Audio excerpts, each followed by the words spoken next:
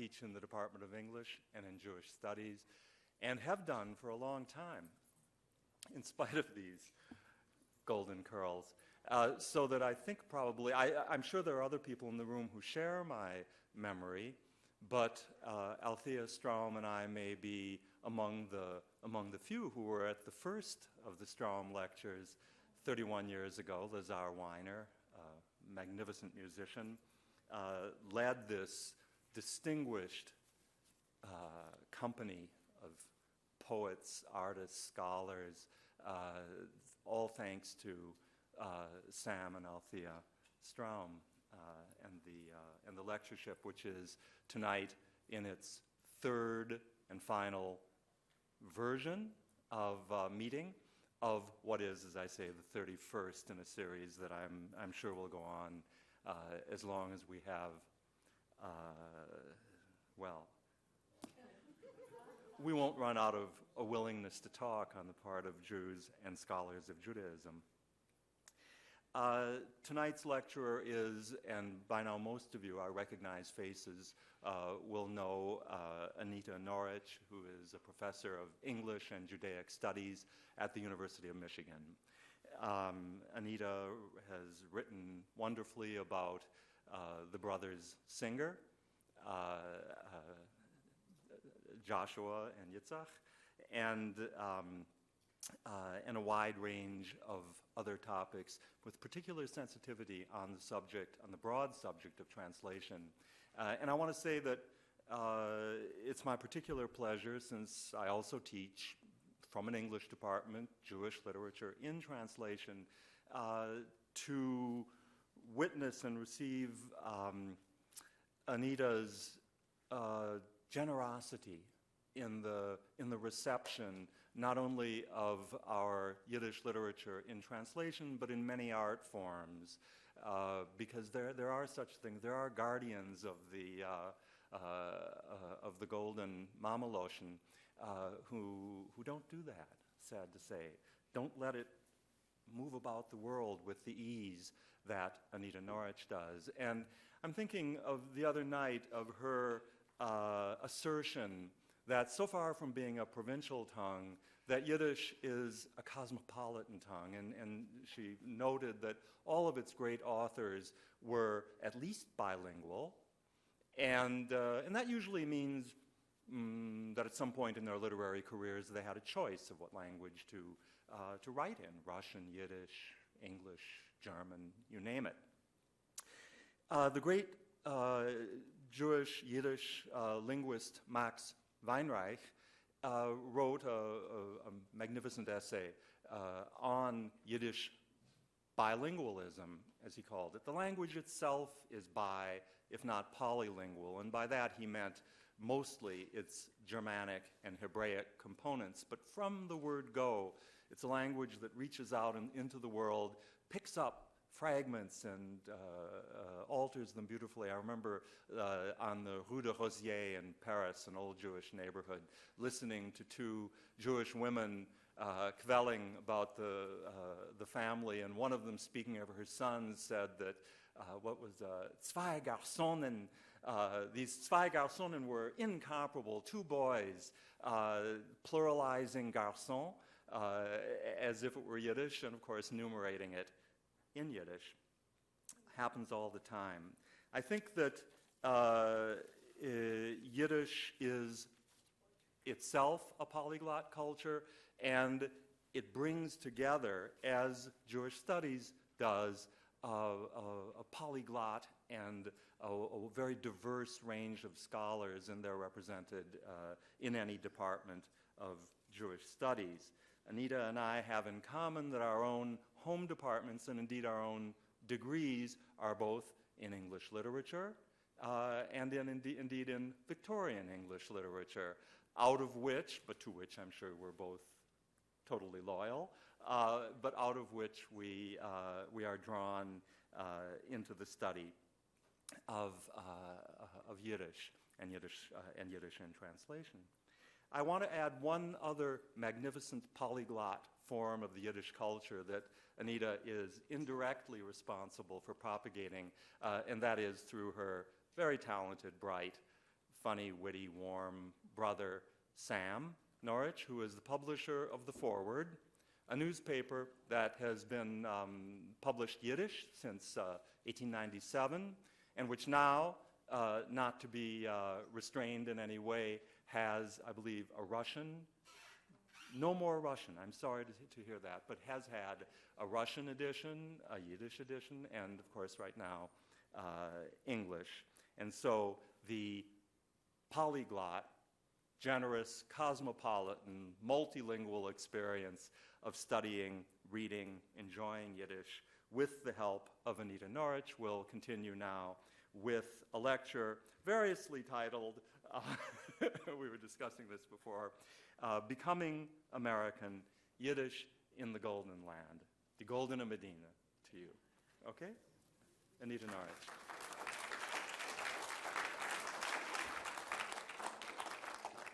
Thank you, Joe. Before I actually begin this last lecture of the week, I just want to express once again my great thanks to Althea Stroum, to the UW Judaic Studies program. We've been talking this week, or I've been talking this week in broad and quite specific terms about translation in a variety of ways. One is translation as a kind of, what I've been suggesting is a kind of betrayal, right? That is, that the original has to necessarily be betrayed in some way to be rendered in another language, but also translation as a kind of rescue, making the original, in this case Yiddish, available to ever broader populations. There's a quotation in the Talmud, in Kiddushin, where Rebbe Yehuda says, I'm not given often to quoting the Talmud, so you'll indulge me at this moment, because the quotation is quite apropos. Rebbe Yehuda says, one who translates a verse literally is a liar. One who adds to it is a blasphemer and a libeler. Right? That is, if you are, this has been part of our discussions at each turn, right? Do you translate literally? Well, if you're translating literally, you're lying, because you're not rendering this culture into that culture in a way that can be understood. If you change too much, you're blaspheming against the sacredness of the text and libeling. These are, again, rather daunting standards by which to measure oneself. Translation does indeed seem to do some kind of violence to one language, some kind of violence to its culturally specific nuances and cadences. But it does that in order for those who live in another language to find it less foreign. There is another version of this betrayal which is quite shocking for Yiddish scholars, and I hope for you. There are lots of Yiddish translations into American, which is sometimes called English, but there are lots of translations of Yiddish literature into American English which have on their cover page, on their title page, somewhere within them, the name of the author, and then translated by, the title, of course, the name of the author, translated by, but nowhere does it say translated from the Yiddish. Right? The most famous and controversial example of this is in much of the work of Sholem Asch.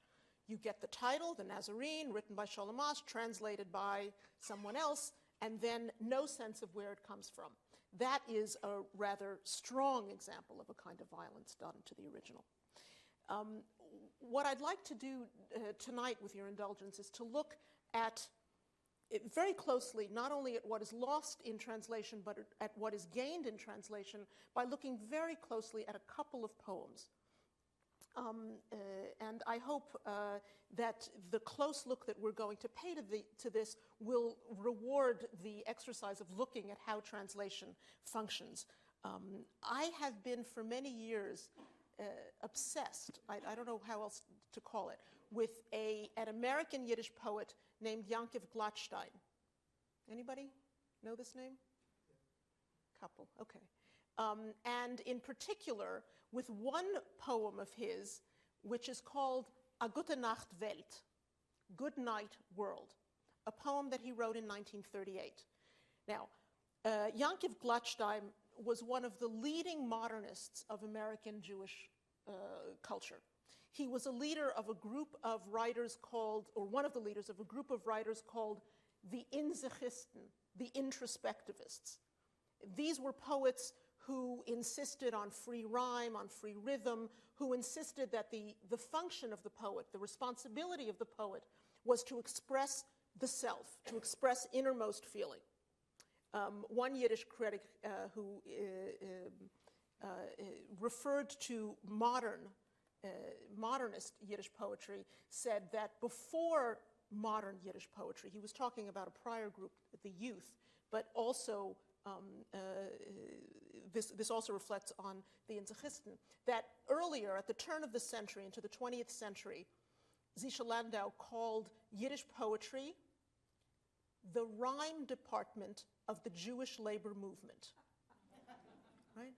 It's a great line. The rhyme department of the Jewish labor movement, by which he meant, obviously, that all that Yiddish, and it's a rather unfair statement, but nonetheless a catchy one. He meant that Yiddish poetry was giving expression to workers' rights, to political issues, but not to modernist themes or concerns, namely the self. And Gladstein, as I said, was one of the leaders of this movement. And then when he published this poem in the journal Inzich, by the way, in the Self, in 1938, it was understood as a poem that changed the Yiddish literary world.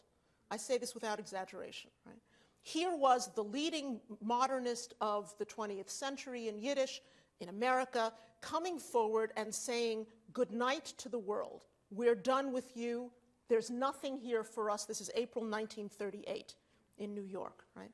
We can't possibly live in this post-Enlightenment world outside. Let's all return to the ghetto.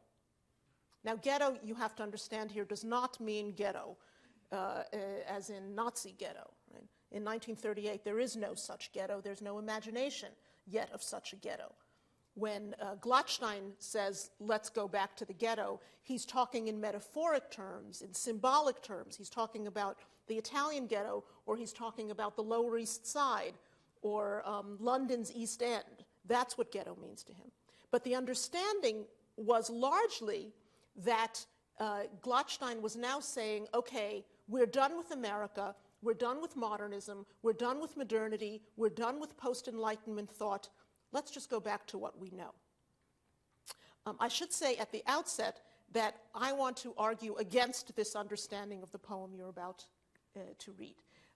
I think what Gladstein reveals at this moment for Yiddish culture and more broadly for Jewish American culture is an extraordinary tension between the outside world and the Jewish world, the more contained Jewish world. And I want us to look at the struggles, the tensions between those two worlds. And I'd like to do it in a number of ways.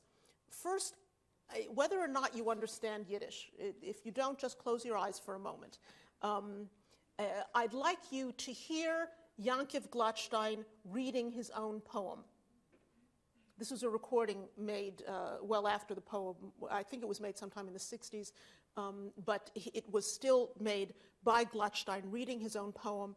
And as you listen to it, think of the tone with which he is speaking, if you would. Okay? Can we play that? Gute Nacht, Welt. A gute Nacht, breite Welt. Große, stinkende Welt. Nicht du, nur ich verhackt im Teuer.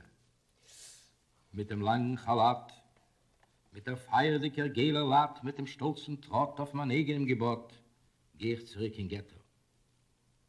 Bischof, sie tritt alle geschmatte Spuren. Ich walge sich in dein Mist, Leub, Leub, Leub, zu heukert jüdisch Leben. Cheirem Welt auf deine treffende Kulturen. Hat alles es verwiest, stäub ich sich in dein Stäub, treurig jüdisch Leben. Chaserischer Datsch, feindlicher Lach, Amole Ganef Land von Säufen und Fressen, schlappere Demokratie mit einer kalte Sympathie kompressen.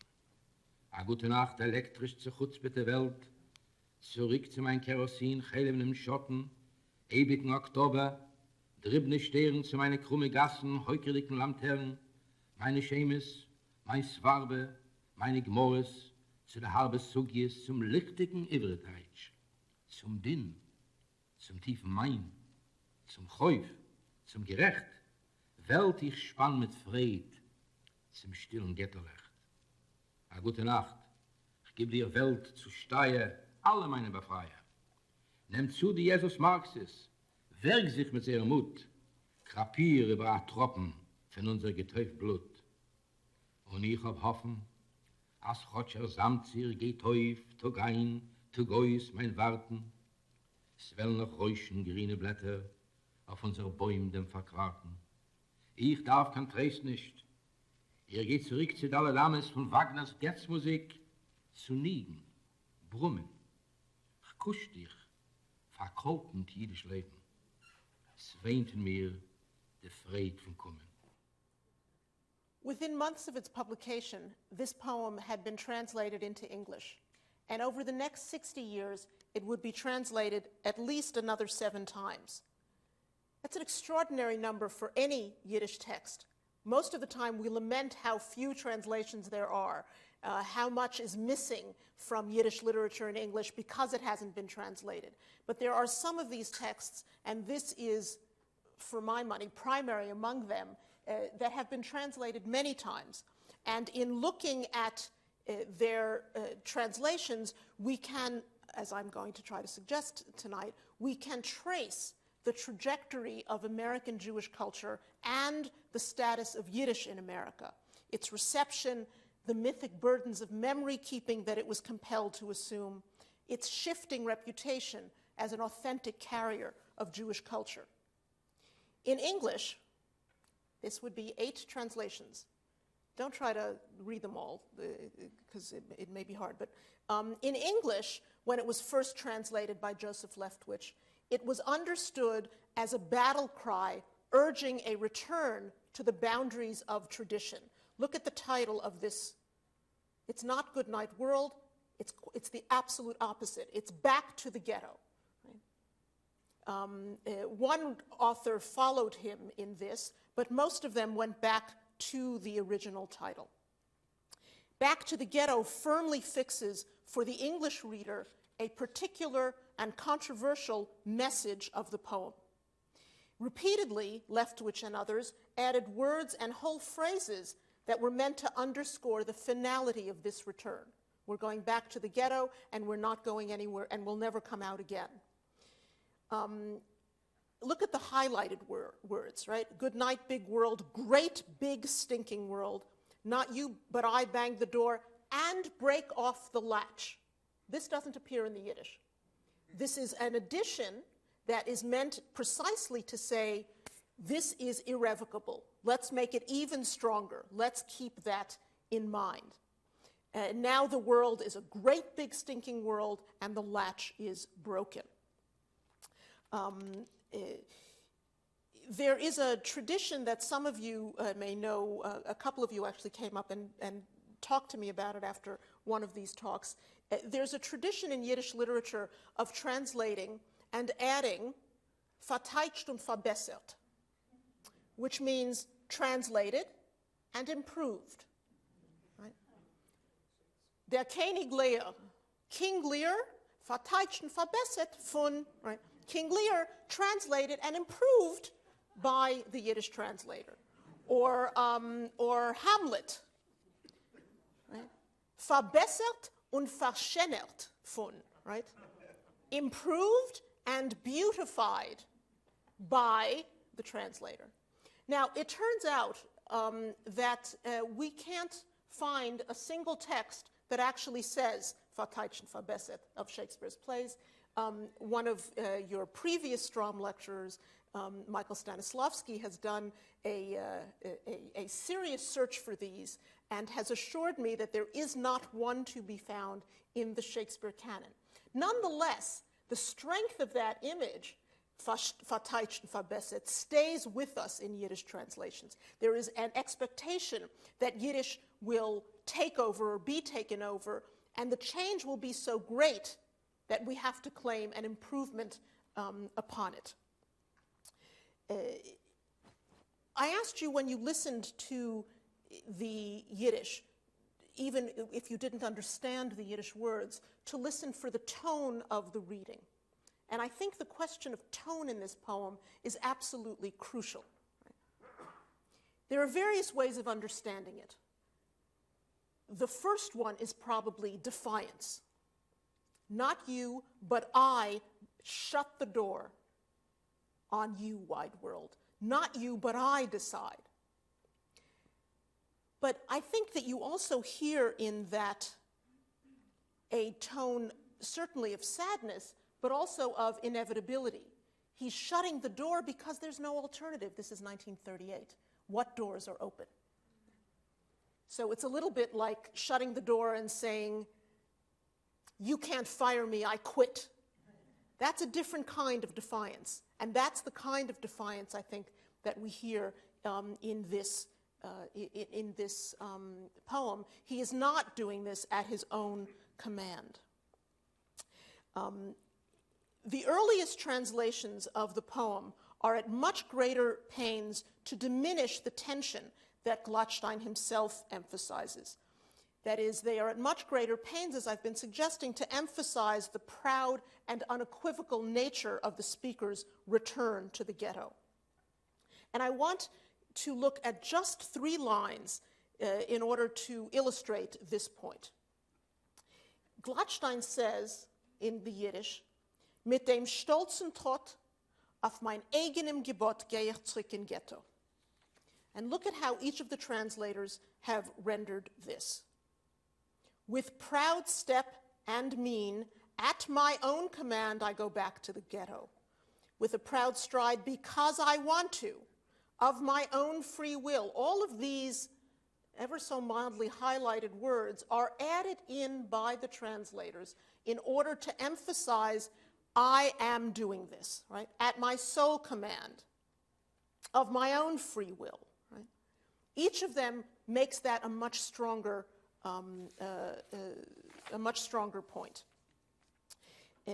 The last 3 that we have here are, I would suggest, a lot more restrained. They simply render the lines that Gladstein gave us. Right? With proud step, at my own command, I go back. I want to suggest that in the differences between these 2 groups, the first 5 and the last 3, we can discern 2 major shifts that occurred in the 1970s. One that occurred in Jewish culture and American culture, and one that occurred in literary culture around translation issues. In the 1970s, we saw the emergence of a number of pivotal works about translation, in translation theory, which spun off into other works. One was Walter Benjamin's The Task of the Translator, which appeared in English for the first time. The other was George Steiner's After Babel, which appeared in the middle of the decade.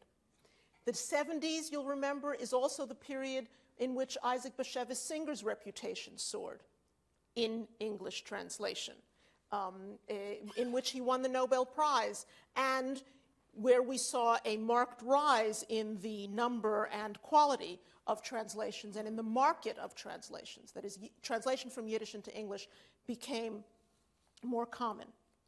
At the same time, the increasing assertiveness of Jewish culture in America is also a product of this decade. And it can be traced both to the Arab-Israeli War of 1967 and to a lesser extent of 73. It can be traced just as well to the US Black Power movement and the Roots movement, which created a kind of ethnic consciousness throughout the nation that Jews and Yiddishists also took part of. There was, I'm suggesting, now a model for particularity, for reclaiming an ethnic heritage or a racial heritage, and there was also a model for Jewish power as well. These earlier translations addressed a beleaguered Jewish world that was still in mourning after the Holocaust. The later translations addressed a remarkably more confident Jewish world. They appeared in the middle of a renewed interest in Yiddish literature and other identifiably Jewish markers, including the Holocaust. And if they appear rather less belligerent than the earlier translations, it's no doubt because they emerge from a different aesthetic and political sensibility. The language that Gladstein himself uses to talk about this shift or to signal this transition from one world to another world, the wide world to the Jewish world, or the Jewish world to the wide world, is very pointed. He uses words that come from the religious world. He talks about treffene Kulturen, treif cultures, non-kosher cultures. He talks about geschmatte Spuren, traces, converted traces. And he talks about this culture being put into cherem, being put into banishment, excommunication, as it were. But all of these are languages, are words from the religious world, and they are all words that caused the translators, again, tremendous trouble. Right? Apostate, conversion, what do we do with all of these? There's the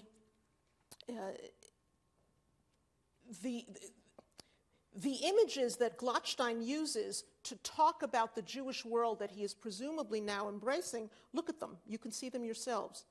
Look at the adjectives, the descriptive words that he uses in order to describe the Jewish world that he's embracing now. Dust and mire, crippled, waste, desolate, dusty, miserable. Don't we all want to go running back to that warm and embracing world? Right? That is, this is clearly a sign of the tension that this return is causing him. And now, for about 3 minutes, I want to do the thing that people dread having literary critics do. I want to talk about a punctuation mark. Okay, but there's really a reason for this, right? There's part of the tension and part of the meaning in this hinges on a comma. Isn't this like the worst joke about a literary scholar, right? And where to place it. Right? I wallow in your filth. Whose filth? Is it the filth of the dusty, miserable, waste, desolate Jewish world? Some people are shaking their heads in horror. How could she possibly say such a thing? Or is it the filth of the outside world that is now attacking the Jews? And the answer to that question depends on the punctuation. I regret to inform you. Right? Now, we could vote on this, but it might be more productive to look at what translators are trying to do with this. Right? In your dust and mire I sprawl, praise, praise, praise, crippled Jewish life. I roll around in your garbage. I don't know what this is. This is an M dash. Right? Whitman includes a statement that sets it off. Right? I roll my body in your grime. Now here's a semicolon, because now your grime is separated from the glory, glory, glory to you Jewish life. Right? Grime may be outside, glory is what's inside. Let's keep those separate. Gladstein himself used a comma after this line. And that's what I mean about the ambiguity and the tension. Because if you make this all one sentence, it's not entirely clear what is being called dirty and dusty. We know what's being praised. And you know the language of praise, praise, praise. This is again religious language. This is kadosh, kadosh, kadosh. This is part of a liturgy. And here the praise is directed at the Jewish world, but it's calling attention to itself, reminding us of how much difficulty it caused Gladstein himself. In the next stanza, this is a wonderful translation issue. Two of the translators leave out the next stanza. I think you'll see why in a moment. In the second stanza, the poem rejects the enemies of the Jewish people. Right? It says in the Yiddish, Chazerische Dutch, Ippesticke or feindliche Liach, Amolik Ganef. That is, it says, piggish German, hateful Polak, thieving Amalekites. Romania is an interesting translation for Amalekite. And not unique. That is, it is. Why? Yeah, it's very funny. Somebody in the front said that's funny. Okay, so the question is, what's wrong with calling them thieving Amalekites?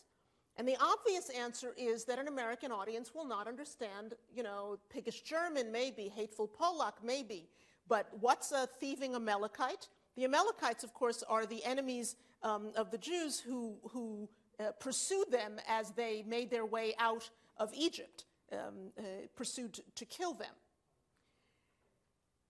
But I think what's going on in this translation into Romania, I hope I'm not offending anyone in the audience, is that it's a calque from, there are any number of not nice Yiddish jokes about Romanians as thieves,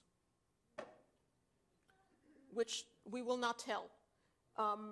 But the word thieves leads a number of these translators to go for the next connection, which can't be Amalekites, but can at least, because of the thieves, become Romanians.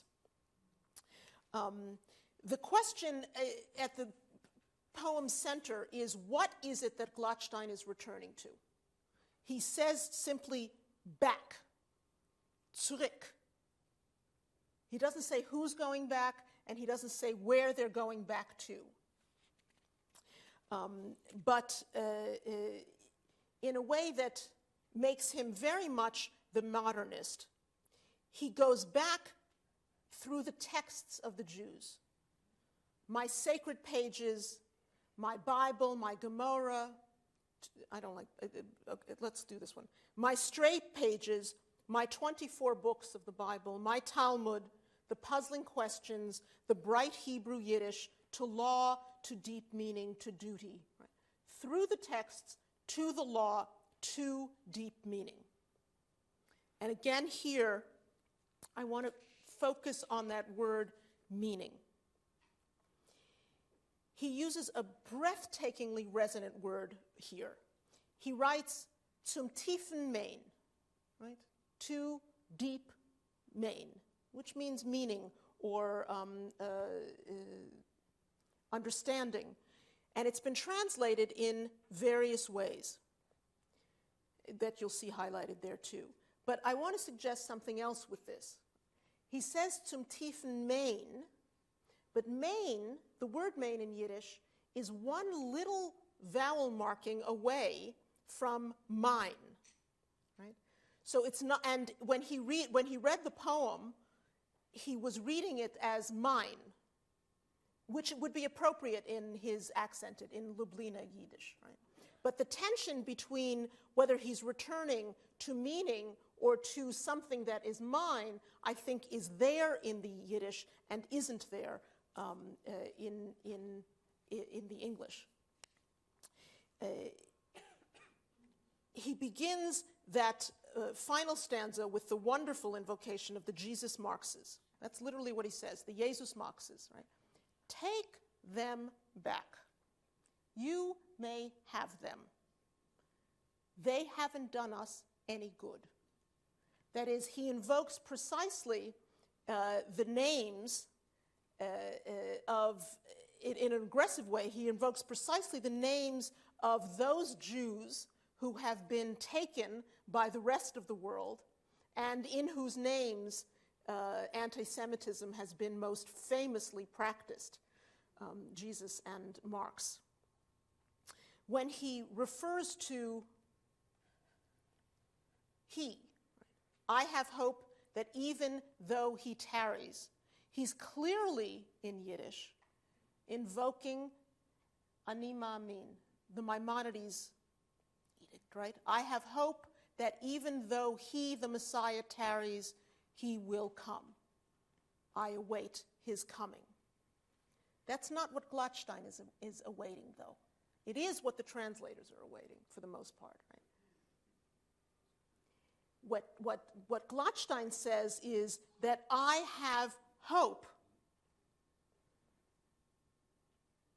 but not that the Messiah will come as we go through here. When he says, Ich darf kein Trost nicht, I need no comfort, we know that the exact opposite is true. Comfort, consolation is precisely what he needs now. And then he declares that he is returning to Daled Amos. That's the other key phrase here. Ich gehe zurück zu Daled Amos. I go back to, and the translators are very different in this. Daled Amos, again, some of you are nodding, refers to the metaphoric and sometimes literal fence that Jews construct around themselves and the law.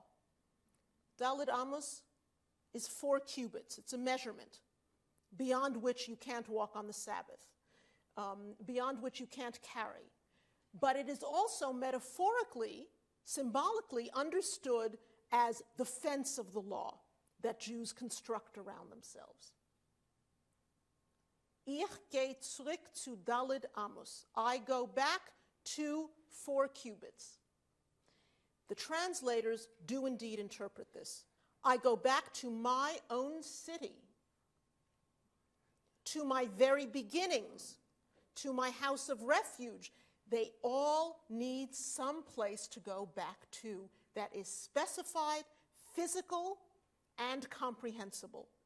I walk again my straight and narrow way. I return to my rightful dwelling. Harshav does indeed say to my 4 walls, which is probably the most literal, and then to our cramped space, and again to my 4 walls. Right? Notice a couple of things here that I think are pivotal. One is, again, this notion that we have to say what this is. It's my home, it's my house, it's my rightful dwelling, it's where I belong, it's my city. But the other thing that strikes me as really important is that every single one of the translators adds my or our, my. That is, they add a possessive. They add a possessive pronoun. This is mine. Gladstein doesn't say it's mine. Gladstein simply says, Ich gehe zurück zu Daled Amos. I go back to 4 walls. I go back to 4 cubits. I go back to, there's no my there. And it's as if you can see each of the English translators having to claim this more strongly than Gladstein needs to claim it. Why doesn't Gladstein need to say my 4 cubits, my anything, our anything? A number of reasons. One is, for a Yiddish poet, it's understood that the Daled Amos is a Jewish space. Another is a grammatical answer, a very simple-minded grammatical answer. Yiddish doesn't need the possessive. There are all sorts of jokes about this too, all of which you can imagine, right? But we don't say mein Mame, mein Haus. We say die Mame, das Haus, right? We don't need we know whose it is without that grammatical addition.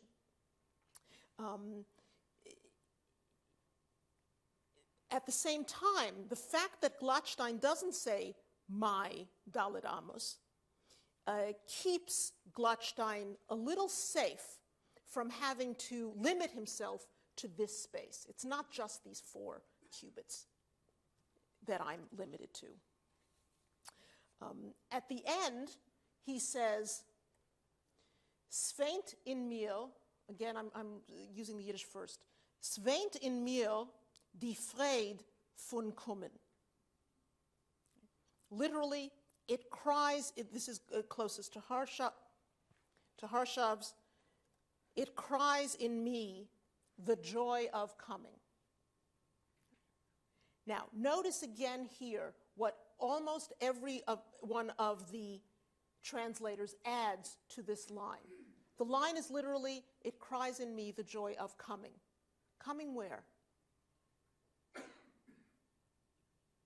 If this were a class, I would be asking this as a real question, and some of you would be raising your hands. Failing that, coming where? Back? It's not what the Yiddish says.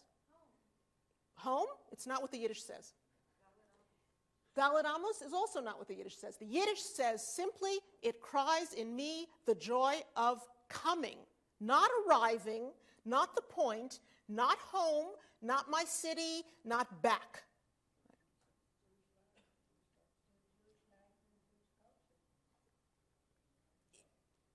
Perhaps, but my point is precisely that what the English writers feel compelled to add, that is the interpretation, the drush, as we say, right? The clarification. Where is he going? I'm coming back. I'm coming back home. I'm returning. Homecoming. That's stronger than what Gladstein is saying, because his emphasis is precisely on movement. It's not on the end point. It's not where you're arriving. It's not where you're going to stop. So that the notion that the poem, as it does in many of the English versions, takes us out of this world back into some circumscribed Jewish world is not the notion with which Gladstein simply leaves us. His translators, I think for the most part, as we've seen, have emphasized the rejection of the wide world in the poem. That's what's clearest in many of these translations, rather than what I think Gladstein is emphasizing, which is the transitoriness of them, that this may come back again. Now, it is true and kind of easy to say that criticizing Yiddish translations has become something of a popular, if still minor, international sport. Right? You can go anywhere in the world and somebody's saying something nasty about some Yiddish translator. But I think that's not the point here, certainly not with these translations. These translations don't merely point to the deficiencies of one translator or another, or to the insights of one translator or another. They rather point to the differences between the audiences at one time and another, and what is needed by each one. I also want to suggest that looking at each of these translations in this way doesn't only comment on the American scene, but also comments back on the Yiddish poem. That is, looking at translations is another way of understanding poems in their original, whether by contrast or by simple comparison. I think that once again, like the other times that we've seen, the English translations tend to mute the more radical ambivalence about Jewish life and the equally radical claims that in the modern world, the individual should not be constrained by the claims of the community. One final example of what I've been arguing as the bolder and more sweeping claims that Yiddish authors tend to make is another Holocaust poem, one that was written at the end of the war in 1945. This is a poem by the Yiddish poet Kadya Molodovsky. And it's called, I've just given you a few lines of this, and it's called El Chanun, God of Mercy. It's a poem, as I said, written in 1945, in which Molodovsky says explicitly, clearly, unequivocally, that at the end of this war, in the midst of the horrors that are now being fully revealed, it is time for the God of mercy to give the Jews a rest. El Chanun, Kleib ois anander Volk. God of mercy, choose another people. We are tired. We have no more sacrifices to make. Let others bear the burden of chosenness. This is a theme we heard a lot of at the end of the war and since. Now, Irving Howe, who I understand also gave one of the Stroum Lectures many years earlier, Irving Howe translated this poem twice. Once in 1969, and once again, almost 20 years later, in 1987. And in the sometimes subtle differences between his two versions, we can trace most dramatically those same changes in American Jewish cultural security that we saw more subtly in the translations of Gladstein's poem. Here are the last 3 lines of Molodovsky's poem. Und noch ein Chesed zu uns. El Chanun, nimm zu von uns die Schrine von Gaonis. Now, Schrine and Gaonis are both problems, not only for an English translator, but for a listener. They're Hebrew, and they're terms, again, associated with religion.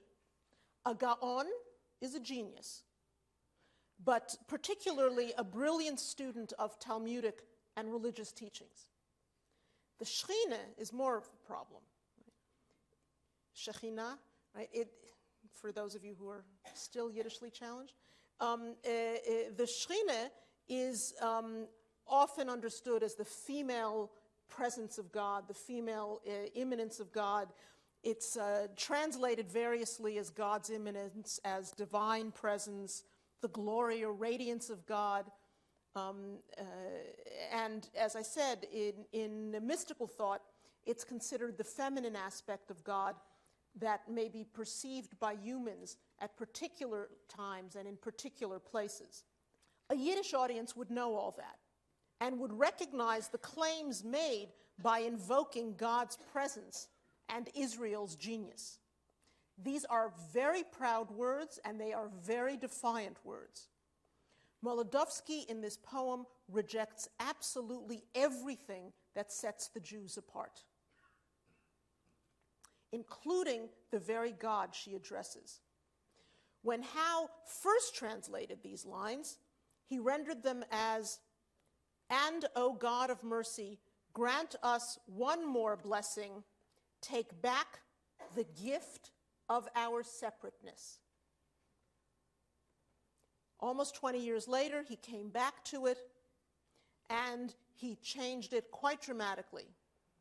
Take back the divine glory of our genius. Gaonis, genius, right? What's the difference between the gift of our separateness and the divine glory of our genius? The difference is 20 years, the same 20 years that saw those changes marked by the 1970s that I was describing earlier. And they're also quite a dramatic difference in claim, in staking a claim for Jews in particular. This one, the gift of our separateness, is much more modest, much more tentative. The later one is not as quiet. It's much more ready to assert. And Catherine Hellerstein, who translated it again in 1990, said, deprive us of the divine presence of genius, which is closest to Howe's second one. What we have here, and indeed in all of the considerations of multiple translations I've been tracing, are, I think, remarkable examples of historical and cultural processes at work. Different audiences certainly demand different translation different understandings of the same text. But more recently, we've also seen, I think, a surprising phenomenon. Recent translations of Yiddish have been more faithful, not only to the words of the Yiddish, but to their defiance, to their tensions, to their ambivalence about modernity, and to their embrace of modernity. As American Jews have gained in security, and as American culture has become more ethnically diverse, sometimes people say as it has become more fractured, there's been a clearer echo of that voice of defiance, ambivalence, tension, and embrace of Jewish thought than we saw in much of the 20th century. Earlier translations were responding to and influenced by mass emigration, the loss of the Eastern European homeland, and finally, and most profoundly, they were responding to the Holocaust.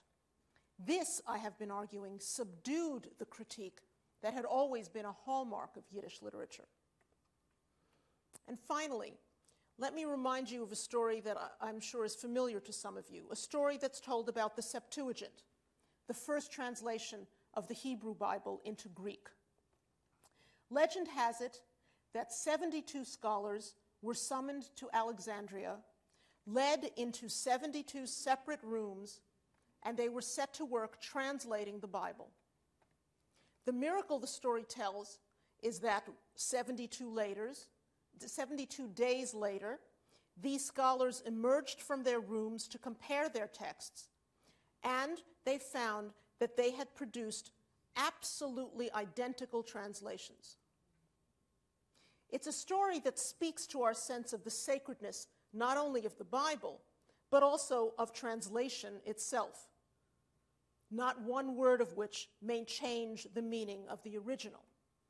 The joke about the Septuagint, of course, that's told is that the more impressive miracle would have been if these 72 men had been kept in the same room and still come out with the same translation. What would those 8 translators of Gladstein have come up with if they had been locked in the same room? But Yiddish literature, however much we may venerate it, is not sacred text. And in any case, there have been lots of translations even of the Bible, written in different times and under different conditions.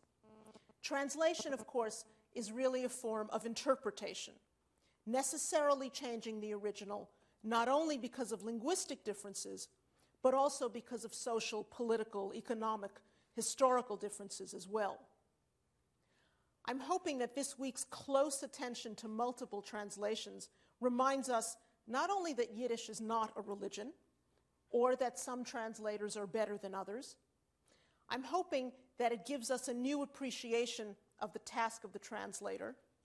And most of all, I'm hoping that it sends all of us back to the Yiddish texts that have been able to inspire so many translators and readers. The diverse interpretations of these translators points us back to the diversity of the originals and to the modern themes, hopes, expressions of Yiddish literature in the 20th century. Thank you.